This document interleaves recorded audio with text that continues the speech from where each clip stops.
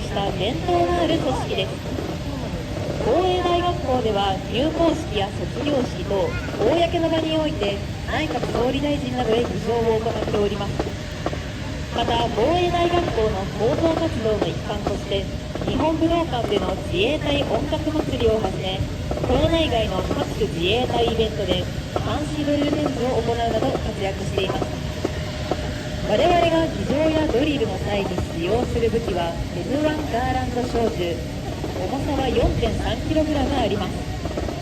この小銃をファンシードリルで軽やかに扱い、指先まで統制された動きができるようになるには相当量の練習を積む必要があります。指揮官は宮崎県出身第4学年小倉翼学生、ドラムメジャーは岐阜県出身第4学年相原里穂学生です。演技中に空砲を一発射撃します。大きな音がしますのでご注意ください。